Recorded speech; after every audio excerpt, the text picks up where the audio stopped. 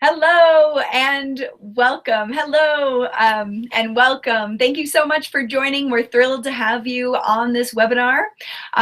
Fuel 30, we're going to talk about 6 of our favorite tips to greet spring. I have Dr. Beth Riccanati on the call. Good afternoon. I'm so glad that you can join us today. And welcome. We're looking forward to going over some healthy tips for spring with you. Awesome. So we are going to dive right in and we are going to share our screens. But before we do so, I just want to comment that we will have a live Q&A at the end. So if you have some questions as we go through the presentation, you're welcome to post them up in the chat, which you'll see over to the right, or just hold them and you can come into the call live and ask them. We would love to get a nice conversation going. And with that, share in the chat where you're calling from. That's the beauty of the world of the internet today. It's interesting to see where everybody's calling from. So go ahead, post your name, where you're calling from, and maybe how you know us. So with that, we're going to go ahead and share our screens, and we'll see you on the other side of the presentation.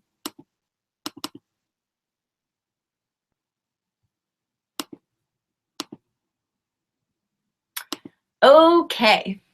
So Fuel 30 is the 3 webinar series that Dr. Riccanati and I are presenting, and this one is 6 healthy tips to greet spring.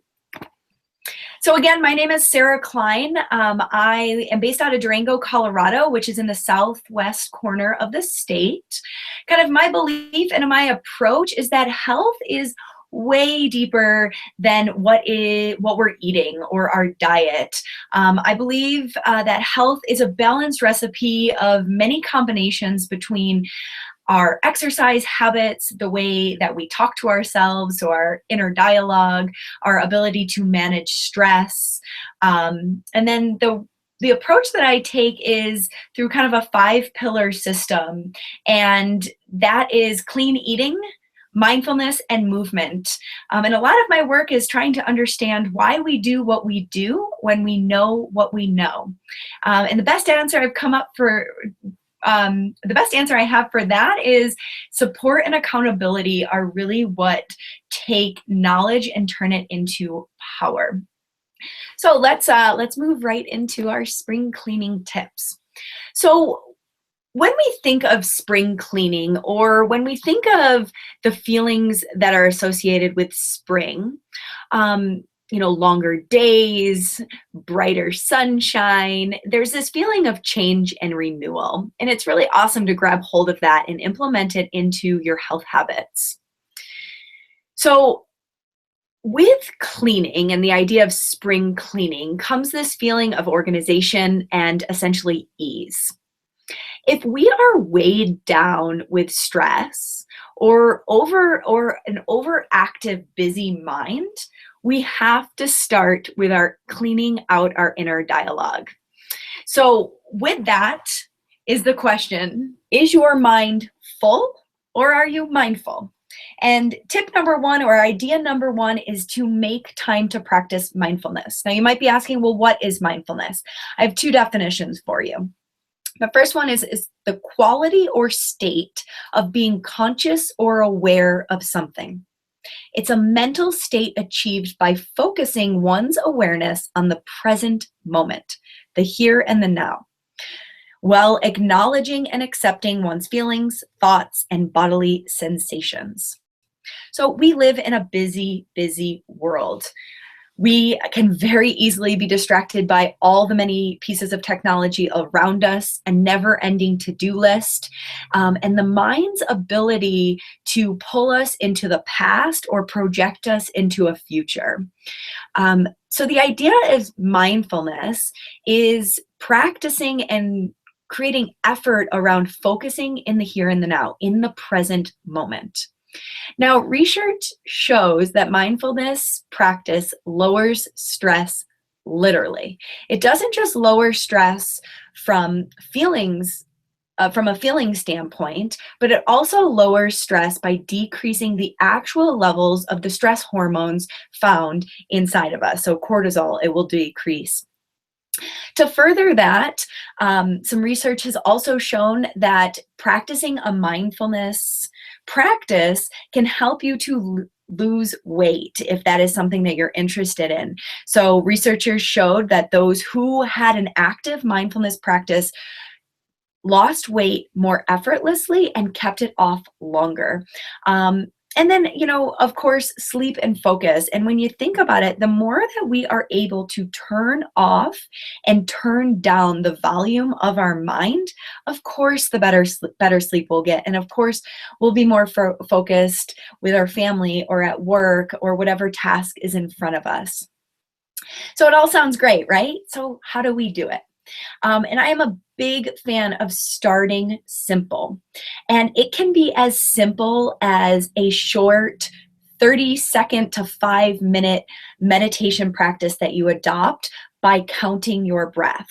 So here's a really easy one to remember. And if you could try to implement this every day, I'm sure that you would dramatically see the impacts right off the bat. So I encourage you to try it. So it would be inhaling for a count of 5, holding at the top for a brief hold, and then exhaling for a count of 10, right? You can remember that. Inhale 5, hold, exhale 10. See how it works for you. And then the second tip is to schedule time. Again, we live in a busy world, lots of stimuli around us. If we don't consciously carve out time for these mindfulness practices, we can easily walk around half asleep or constantly be in a stressful state. So in that fight and flight response zone. So put in your calendar realistic times where you will practice mindfulness. And then lastly, check in with stress signals throughout the day. So during your day, check in with, are you holding tension in your shoulders? Are you chest breathing or belly breathing? If you're belly breathing, you are in a restful state. So just become aware of the way that we're holding our body throughout the day. All right, number 2, decluttering your plate or lightening up your portion size, right? So winter comes and welcomes richer stews, pasta dishes, and all those comfort foods that taste a little bit better during colder weather. So this spring, see how lightening up your diet feels with tuning into portion sizes. So here's some fun little facts about how portion sizes have dramatically changed in our society within the last 100 years. So fast food portions are 2 to 5 times larger today than they were in the 1980s. 20 years ago, the average bagel was 3 inches long. Now it's 6. And Coca-Cola, this is I saw this advertisement that was probably from the 1920s, and it just made me laugh. A woman was pouring a 16-ounce Coke bottle, and in the advertisement, it says it serves a family of 4. Now your average bottle is 16 ounces to 34 fluid ounces. So the statistics are out there in the sense of, as portion sizes increase, our rates of obesity and type 2 diabetes increase. To further that, there's some really interesting research that shows that when we are served more, we eat more, period. So here's some tricks to tune into your portion sizes. The first one is you will eat 20% less if you plate your meals in the kitchen and practice a little mindfulness while you're plating it. Sit down, enjoy the meal, and if you're hungry, go back, versus family style where you can just grab an extra serving. The second one is using smaller dishes, and I love this for your indulgences, those treats. Get a small serving dish, one that's really pretty and that you really like, and when you're having ice cream or a piece of cake or something, use that smaller dish and make sure you separate from the container that the indulgence is coming from. And then to kind of bring back in the practice of mindfulness. So when we are distracted or unconsciously eating, we eat more, no doubt about it. So our body is constantly giving us signals, and those signals will tell us when we're full how the food is being digested, and it also signals feelings of satisfaction. So when we are not practicing mindfulness, while we're eating, we're not as satisfied with our meals, and therefore we'll eat more. Plus, it takes a little time for the stomach to communicate with the head. And if we're shoveling in our food, then we could easily eat a half plate extra that we didn't really need. And so how do you do that, right? So breathe before your meal. When you put your plate down, make it a habit to take a full breath before starting your meal. And then get the distractions out of the kitchen or out of the dinner table. Take the phone away, get away from the TV, step away from your work, and really indulge and be satisfied with your meal. All right, tip number 3. So if I were to tell you that this tip will increase your eating health habits, it will save you money, and it will save you time, also decrease your stress, would you be all in? I'm sure you're saying yes at this point. And it's so simple. And I'm sure you've heard it a million times, but truly, not only are the statistics out on it, but it's out. When you meal plan for your week, all those things are achieved. To further that, there's some studies that show that families who eat together weekly, their kids do better in the school, and they tend to eat more vegetables. So how do we do that? Well, we of course want to make it a habit. And I've provided here on this slide the way that I like to teach my clients and the way I personally like to meal plan. And we're going to send this out to you all in the follow-up email after the webinar. But I'm just going to quickly explain how to do this. So we want to be really practical. So I encourage you to take out your calendar right now and schedule when you are going to meal plan, which is about a 20-minute process at first. It gets down to 5 after you've done it a bunch. And when you're going to go grocery shopping for the next week. And then when you sit down to meal plan, I encourage you to be in your kitchen, to pull out your computer, and most importantly, pull out your social and your work calendars. And then you want to start at the bottom. So you want to be realistic. If Monday night you have a kid's soccer game, then don't plan a labor-intensive meal. Maybe before you head out for the soccer game, fire up the rice cooker so that the rice is done by the time you get home, and all you have to do is pan sear some veggies and protein and serve it over the rice, and you've got a 20-minute meal. So if you're planning your meals according to your actual availability, you're much more likely to succeed. To further that, the idea of cooking once, eating twice or more, I am a huge fan of. So as you plan your meals, things like grains, whole grains, quinoa, rice, and beans, as well as protein, they have a longer cooked shelf life. So if you're going to fire up that rice cooker, double or even triple, and see if you can stretch that rice throughout your meal. Throughout your week.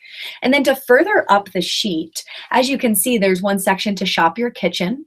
Make sure you're eating from the back forward, in the sense that use those old cans. It helps you to save money and not double buy. I also hang the sheet up on my fridge so that items I run out of, like things like toilet paper or dish soap, I make sure I write down and don't forget. Then I don't have to go to the grocery store more than once in a week.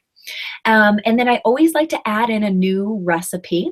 And if while you're meal planning, you take the time to add the recipe to this list, then you don't have to go back and dig up the recipe when it's time to cook it. And then from there, you divide and conquer what you need to buy, and you can streamline your grocery shopping while organizing your list according to where things are in the grocery store, to save you time. So those are the 3 tips I have to offer you. We're going to move on to Dr. Beth Riccanati for her 3 tips. Thank you, Sarah. I really appreciate those tips, and in particular being reminded to stop and take a deep breath. In fact, to first, hold it and release. That's fantastic. Thank you. Really briefly, for those of you who have not met me before, I am Dr. Beth Riccinotti, and I run something called House Calls for Wellness. I'm a Santa Monica-based women's health and wellness doc. I have practiced both in New York City and at the Cleveland Clinic in their women's health centers, respectively, and I've spent about 20 years working with women. I am absolutely passionate about women's health and wellness, and what I've finally come to believe, both professionally and actually personally, since we have 3 children, is that healthy living begins in the home. It begins in our kitchens, it begins in our bedrooms, our bathrooms, our pantries. It begins where we spend the majority of our time. The good news I've also come to realize is that it doesn't need to be an unattainable, insurmountable task to actually become healthy at home. There's some very specific, practical solutions that we can all do in each of the rooms in our home that will help us all feel better and help our families. And so today, I'm going to give you 3 tips, just like Sarah. I'm going to give a tip in the kitchen, a tip in the bathroom, and a tip in the bedroom. No fancy gimmicks. These are very simple, very easy to do. And I've started doing them, and I hope that you will too. So without further ado, my first tip is in the kitchen. And it's important to clean out your spice drawer. It sounds really simple, but most of us don't actually do it. It's springtime now, it's April. It is a great time to think about spring cleaning and starting fresh, starting new. So what I like to do at this time of year is just throw out the spices and start fresh. And why does this matter? It matters because although spices don't actually spoil if you have a jar of parsley or basil or oregano, they do lose their potency and they do lose their flavor over time. And although I now do use spices more for their health benefits than for their flavor, when I first started cooking, I chose to use garlic or cilantro or whatever spice I chose because of its flavor. I didn't at that point understand some of the health benefits. So if you're going to use them, they might as well taste good, and they're not going to taste good over time. So it's really important to make sure that you are maintaining their potency so you get all the health benefits, and then you also maintain their flavor. So how to go about doing this? The first tip I have is just check the expiration date. It's really quite simple. Look at the bottom of the bottle or on the packaging, etc., and make sure that your spices have not expired. Certainly if they haven't expired and you want to keep them, it makes sense to do that. Secondly, I recommend that you think about where you are storing spices. They do not do well in light, they do not do well near heat, and they do not do well in the open air. So although it may look beautiful to have them lined up on a shelf by your stove or on a pretty tray on your kitchen counter, that's actually probably the worst place you can keep them. Ideally, if you can, clear out either a drawer, or in our case, in our house, we have a shelf in one of our cabinets, and put your spices there. That way they're in a dark, enclosed environment, and they're going to last longer. And finally, I want to talk about the 5 must-have power spices. Spices are full of really wonderful, healthy nutrients, and some in particular are really loaded with powerful nutrients. I used to keep an entire cabinet full of spices, most of which I never used. And they're expensive. If you're really only going to use a few, or you really only want to spend not as much money, then I want you to focus on the following 5 spices. First, I want you to think about ginger. Ginger is a wonderful spice, often used in Asian food, but it's really great if you have nausea or an upset stomach, any kind of GI complaint. Ginger usually does the trick. You can make a simple tea, for example, with just hot water, lemon, and ginger, and you'll be amazed at how much better you feel. The second power spice that I love is garlic. I like garlic because it boosts the immune system. If you have a cold, if you're just feeling down, etc., add a lot of garlic to whatever you're cooking that day. The third must-have is turmeric. This is an Indian spice. It's a really rich yellow color. If you haven't cooked with it before, that's what you're looking for. And it is fantastic as both an anti-inflammatory. So if you have bad knees or any kind of aches or pains, etc., it's wonderful for that. And it's also been used to fight cancer. So this is a powerhouse that's been used for thousands of years. There's actually a lot of scientific, well-validated data about turmeric. And I've started adding it to everything. I put it in eggs, I put it in our vegetables. I've become a big fan of turmeric. Cinnamon. Cinnamon is fantastic because it balances blood sugar levels.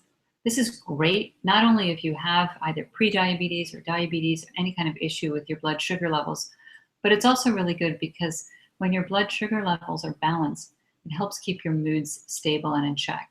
And I don't know about you, but I'm always grateful for anything that can help with that. And the final power spice that I like to keep on hand is cilantro. It's a leafy green herb that you may be familiar with, particularly in Asian food and Mexican food, and it is full of an abundance of antioxidants. So, really briefly, clean out your spices this April, and if you're only going to keep 5, keep those 5. Okay, moving on to the next tip. We're going to go now into the bathroom, and I want to talk specifically about makeup tools. And if you don't use makeup, then I want to talk about things like tweezers or if you curl your eyelashes, etc. But it's really important as often as once a month that you clean your makeup tools. Why? Bacteria builds up in the brushes, on the tweezers, the eyelash curlers, etc. And it puts us all at risk for rashes and other skin infections. You can even get an eye infection if you're using, for example, a dirty eyelash curler. And it's so simple to keep everything clean. So I strongly recommend that once a month, if you can, you remember to clean your makeup tools. Now, how to do that? You want to rinse the tools in warm water. Not too hot, obviously you don't want to burn yourself, but you want it warm enough that it's really going to do the job. And then I want you to pick the soap of your choice. You can use something mild like Dr. Bonner's, you can use Johnson's baby shampoo, whatever you like. It doesn't really matter, and I certainly wouldn't fixate on the soap. With that said, massage it gently and take the brush or the implement that you're trying to clean and rinse it until the water runs clear. You really want to get all the dirt and germs off the brushes, off the tweezers, etc. Then squeeze the excess water, pat them dry with a clean towel, lay them on the counter in your bathroom, and let them air dry overnight. And you're good to go. That's it. You can really help to keep your face healthy, your eyes, the area around your eyes healthy with this simple tool. Okay. The third tip, I'm going to move into the bedroom now, okay? And I want to talk about your mattress. And the reason I want to talk about your mattress is that for those of you who know me, I am absolutely obsessed with sleep and getting enough sleep. It's not only important to be mindful and breathe, as Sarah talked about. It's not only important to eat the right foods that we've both talked about and to get the proper amount of exercise, but we're not sleeping enough. And there's so many simple things that we can do to sleep and that really help our bodies overnight. And one of them is the simple idea of rotating your mattress. Now, I don't know about you, but I never remember to rotate my mattress. I always say I will, and then I never do. So I finally have discovered the secret, and the secret is perfect for spring cleaning. You're going to rotate your mattress twice a year, on the first day of spring and on the first day of fall. And the reason that this matters is that a sagging mattress can really affect your health. And in particular, it can affect your back and your shoulders and your neck. And if you have back pain or hip pain, shoulder pain, etc., one contributing factor may in fact be your mattress, because if you don't rotate your mattress, then ultimately the coils, the springs that are in the mattress, they'll stay in the shape that they're in. So if you're constantly sitting in one corner, it's going to ultimately sag in that corner and you won't be able to do anything about it. And when you go to lay flat, it's going to affect your back, etc. So with that said, I need you to please rotate your mattress twice a year. Now, how to do that? I want you to divide and conquer, meaning on the first day of fall, you're going to flip the mattress end over end. Most likely, this is a two-person job. I know for me it is. So grab somebody to help you. But you want what was at the head to be at the feet and vice versa. And then on the first day of spring, you're actually going to flip the mattress side to side. That way, in a year, you've actually rotated the mattress completely. And just keep doing it. Your back will thank you. And more importantly, in addition, your mattress will last longer. So that's good too. So those are my 3 quick tips for spring. And I'm going to turn it back to Sarah now. And we're going to continue on. So just one moment. Okay, so in conclusion, we are going to do our live Q&A, and we already have one question, which is great from you guys, or we have a couple questions, but we definitely have one specific question. So, but in conclusion, you know, what to do from here. Let's see, Beth has an amazing Instagram account, and she also is a fantastic blog writer. So stay connected with her. She's also based out of Santa Monica and will be conducting in-home consultations. So those are going to be coming soon. So stay connected with her through her newsletter and Instagram, and hopefully in the future, book one of those in-home consultations. I'm also very active on social media on Instagram and Facebook. But the thing I really want to tell you about is starting on May 2nd, we are running our Clean Living Challenge. So if you are up for, you know, prioritizing your health this spring, this is a great program to join. It's a 3-pillar program in the sense that it's clean living. It moves further than just clean eating. Clean eating is the first pillar. The second pillar is mindfulness, so establishing a meditation practice and managing stress. And the third one is getting a minimal of 30 minutes of exercise every day. And it's a challenge setting, so we have an app to track your progress, and of course prizes are given. So we'd love to have you a part of that. And if you have any more questions on that, just shoot me an email. The link to the challenge is right there, wholecleanliving.com. So with that, our next session, so this is a 3-part webinar series, is on Thursday, May 12th. Same time, 30 minutes, and hopefully we will see you on that. If you guys are connected through social media, through newsletters, you'll be able to get the link. And so hopefully we'll have you on that other one. So we're going to go ahead and stop sharing our screens and start our live Q&A. Hello. So Beth, this is Samantha is on the call, and she was actually on a webinar that I did several months back, and she was just starting her yoga practice and was discovering that when she would go into forward folds or downward facing dog, when her head was below her heart, she was getting a pretty big head rush. It sounds like she's gotten some things checked out, like her iron is balanced, but do you have any suggestions for that?